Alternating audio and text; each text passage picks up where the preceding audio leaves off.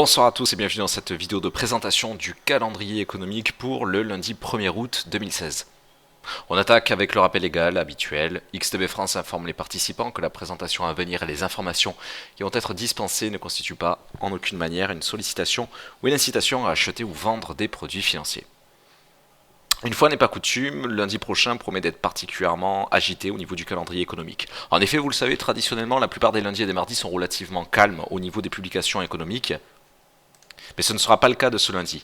D'entrée de jeu, nous souhaitons rappeler pour la 5e fois notre grand appel à la prudence face à la publication du PMI manufacturier chinois dans le courant de la nuit de dimanche à lundi. Cette publication peut fortement déstabiliser les marchés à l'image de la première publication homologue de cette année dans le courant de la nuit du 3 au 4 janvier.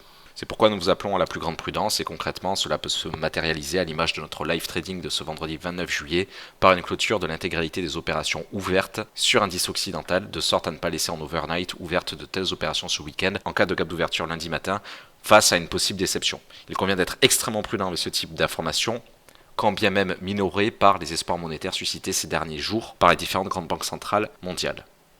Voilà pour le premier des 3 temps forts qui nous intéressent. Le deuxième sera évidemment matérialisé par les 3 publications de 9h55 à 10h30, là aussi des PMI manufacturiers, respectivement 9h55 pour l'Allemagne, 10h pour la synthèse de la zone euro et enfin 10h30 pour la Grande-Bretagne. Globalement, les 3 publications sont attendues en déclin. Et c'est pourquoi il n'est pas à exclure que l'essentiel de la séance s'oriente à la baisse sur la plupart des indices occidentaux. En effet, si les PMI manufacturiers chinois, japonais et pourquoi pas européens se montraient particulièrement décevants, nous pourrions envisager une rupture des 10 250 points sur l'indice allemand, à savoir un passage en dessous de notre frontière technique, et donc un retour de la pression baissière sur les indices. A nouveau, nous souhaitons rappeler qu'un tel scénario serait tout de même minoré par les attentes autour des banques centrales.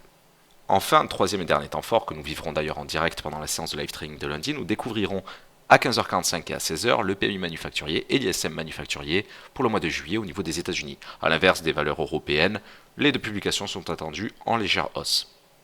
Nous aurons naturellement l'occasion d'en reparler lundi matin, et notamment pour estimer le possible impact de ces différentes publications. Je vous souhaite à tous un excellent week-end et je vous donne rendez-vous dès 8h30 lundi pour la suite de nos séances et de nos analyses. Merci à tous pour votre attention, votre fidélité. À très bientôt.